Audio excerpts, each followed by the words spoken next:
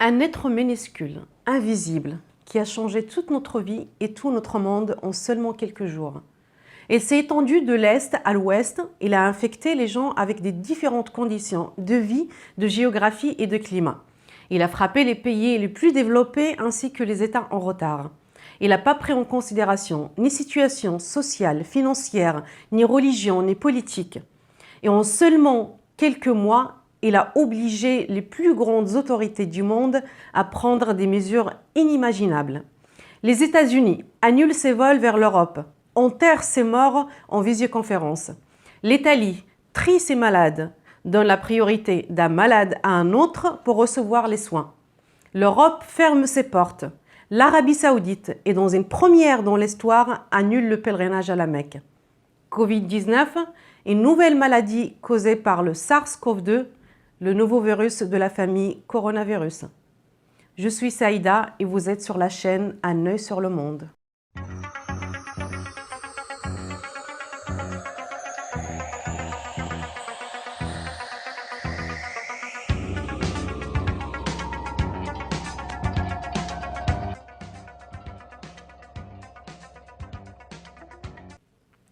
Commençons par poser la question qu'on pose habituellement quand on rencontre quelqu'un pour la première fois. Ce virus, c'est qui? Le SARS-CoV-2 est le fils d'une grande famille dans le monde de virus, appelée la famille Corona, et qui doit son nom à la forme de couronne qui caractérise ses membres. Il regroupe un grand nombre de virus qui ont vécu pendant longtemps dans les corps de certains animaux, tels que les chauves-souris, quelques oiseaux sauvages et d'autres. Une famille stable qui se reproduit et tout va bien pour elle. Il peut provoquer quelques symptômes légers chez les animaux sans pour autant leur causer des maladies graves. Et nous alors, on est où dans l'histoire de cette famille? L'homme a fait connaissance de cette famille, lui a donné un nom dans les années 60. Ça fait seulement 60 ans. Comparé à l'âge des virus qui ont des milliards d'années sur cette planète, cette rencontre est considérée au début. Et dans toute cette famille, il n'y avait que 4 membres qui étaient capables de s'introduire dans le corps humain et de provoquer chez lui des maladies. Ils nous connaissent, on les connaît et on a l'habitude de les voir. Quelques symptômes de grippe normale et ça passe souvent inaperçu. Et notre relation avec cette famille n'était pas inquiétante. Qu'est-ce qui s'est passé alors? Et pourquoi les choses ont basculé? Je vais raconter depuis le début, car notre virus, ce n'est pas le premier rebelle dans cette famille. Ça fait moins de 20 ans, l'un de ses frères qu'on pense vivait dans le corps des chauves-souris et de quelques petits mammifères, tranquillement dans la jungle, quand l'homme pénètre la jungle et commence à chasser massivement ces animaux, les emballer et les vendre vivants dans des marchés entassés avec des milliers de gens pour les cuisiner et les manger. Ce qu'il faut comprendre, c'est que dans la nature, les virus ne se baladent pas facilement entre les animaux et les humains, pour une simple raison. L'ADN de l'humain est différent de celui de l'animal. Et c'est ça qui nous protège des maladies de nos animaux et qui les protège également des nôtres. Mais dans le cas de Corona, le virus a la capacité de s'auto-changer son ADN à l'aide d'un protocole que les scientifiques appellent mutation et qui lui permet de se déplacer entre les deux espèces. Novembre 2002, on déclare à l'ouest de la Chine le premier cas d'une personne infectée par un nouveau virus de la famille Corona. Autre que les 4 qu'on connaît. SARS-CoV-1. La propagation était rapide. Par exemple, l'un des médecins qui soignait les premiers cas voyagea à Hong Kong avant de diagnostiquer la maladie et sans savoir qu'il était lui-même porteur de ce virus. Il fréquente les gens avec des différentes nationalités, à l'aéroport, l'avion, l'hôtel. Et en 2 semaines seulement, le SARS-CoV-1 touche 26 pays. Le Canada, la Russie, la Chine, l'Inde, les États-Unis, l'Allemagne et d'autres. Le taux de mortalité était de 10%. Le bilan, 8000 personnes infectées sur une période de 8 mois. Presque 800 morts, dont la moitié étaient des personnes de plus de 65 ans. C'est un nombre qui n'est pas négligeable, mais tous les détails dans cette histoire nous montrent que c'est un virus qui n'est pas trop dangereux. Ces mouvements, et malgré leur vitesse, on a pu les contrôler avec le confinement et on n'a plus signalé un autre cas jusqu'à aujourd'hui.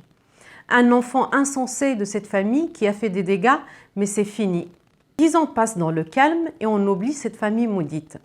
Deuxième histoire. En 2012, des symptômes étranges d'une infection respiratoire aiguë apparaissent sur un agriculteur saoudien. On cherche la cause et c'est un nouveau membre de la famille Corona. Le virus, il s'appelle cette fois le MERS-CoV. Les rapports scientifiques disent qu'il jonglait entre les chauves-souris et d'autres animaux jusqu'à son arrivée dans le corps de chameau et après dans le corps de l'humain qui s'en occupe et qui fréquente ses fluides et consomme sa viande. Le taux de mortalité cette fois était de 35%. Lisons le bilan avec le MERS. C'est vrai qu'il a fait le saut de l'animal à l'humain à l'aide des mutations génétiques, mais le saut de l'humain à un autre humain restait difficile pour lui, ou il n'a pas pu développer ce protocole. Et on n'a pas signalé une contamination par une simple fréquentation dans les lieux publics par exemple. La majorité des gens infectés étaient soit les proches, soit les médecins et les infirmiers qui s'occupaient des malades et de trop près. Le nombre total des cas infectés n'a pas dépassé 2500 cas. Et il a fait un peu plus que 800 morts. 80% des cas infectés étaient dans l'Arabie Saoudite même. Deux histoires de deux virus qui nous ont démontré la possibilité d'une apparition d'un nouveau membre de la famille Corona. En plus, les mutations dans la génétique d'un virus peuvent changer son comportement et lui donner plus de puissance. Mais la nature optimiste de l'homme et sa mémoire de courte durée lui a empêché de se dire que la prochaine fois, ça peut être plus grave. Et la chasse massive des animaux sauvages continue toujours. La vie reprend encore une fois comme avant. Troisième histoire, l'histoire qui nous intéresse, notre histoire. Novembre 2019, en pleine préparation des fêtes de Nouvel An, 4 personnes se présentent à l'hôpital de Wuhan. Les médecins diagnostiquent chez les 4 une infection pulmonaire aiguë, fatigue générale, douleurs musculaires, toux, fièvre, difficultés respiratoires. Jusqu'au-là, tout est plus ou moins normal. Ça arrive, ça peut être une grippe. Mais la chose étrange dans cette histoire, c'est que les 4 personnes travaillent dans le même marché à Wuhan et que les symptômes sont les mêmes et ils sont apparus au même temps. Est-ce le fruit du hasard ?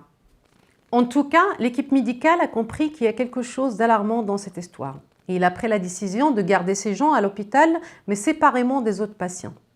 Le nombre de personnes infectées n'a pas laissé ni le temps ni le doute aux médecins pour faire leur constat.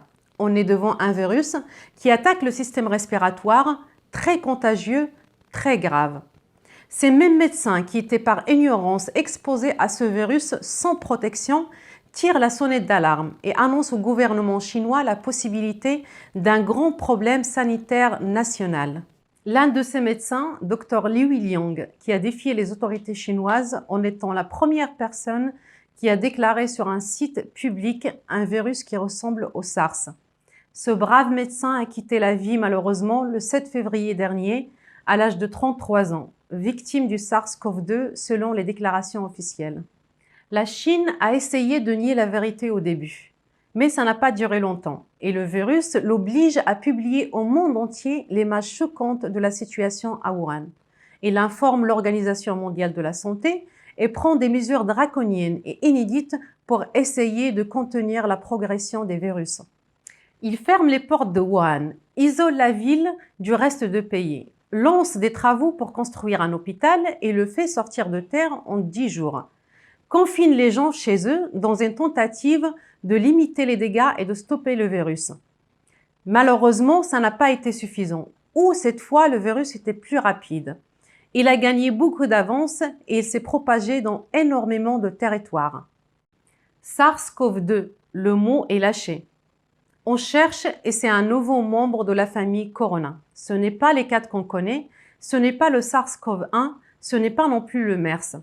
C'est un nouveau virus qui ressemble à ses frères mais avec des mutations génétiques différentes. Actuellement, les recherches scientifiques ne permettent pas de définir l'animal qui sera à l'origine de ce virus.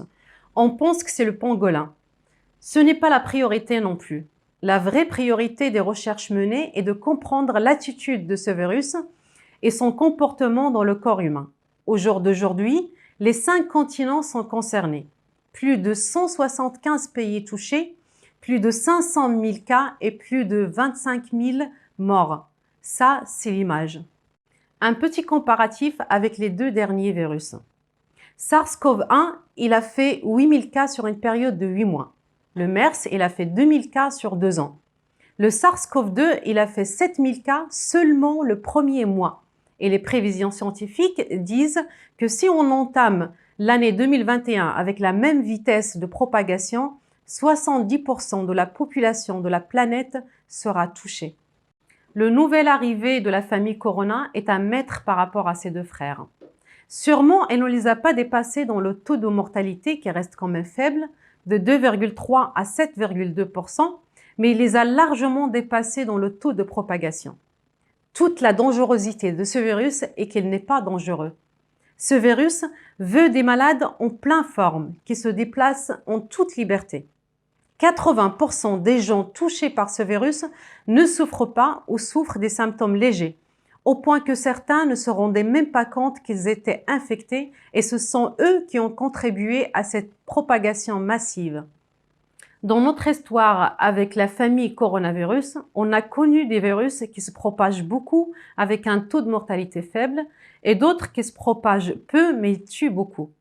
Mais quand on se retrouve devant un virus qui réunit les deux caractéristiques, il faut qu'on soit prudent. On ne sait encore rien sur ce nouveau danger et beaucoup de questions n'ont pas encore trouvé de réponse. Nous, les humains, en général, n'avons jamais été exposés à ce virus. Et nos corps, à nous tous et sans exception, ne disposent d'aucune immunité pour en faire face. À ce stade de l'épidémie, aucun traitement, aucun vaccin. Le seul remède est le confinement général qui aidera dans un premier lieu à dresser un bilan et à voir des vrais chiffres. Et par la suite, prendre les mesures en conséquence pour stopper le virus et pour s'organiser et faire face. Plus on prendra du retard dans ce confinement et donc dans ce bilan, moins on aura de l'efficacité dans les démarches à suivre. N'oubliez pas de jeter un coup d'œil sur nos sources dans la description. Attendez-nous pour une nouvelle vidéo dimanche prochain et c'est tout pour moi.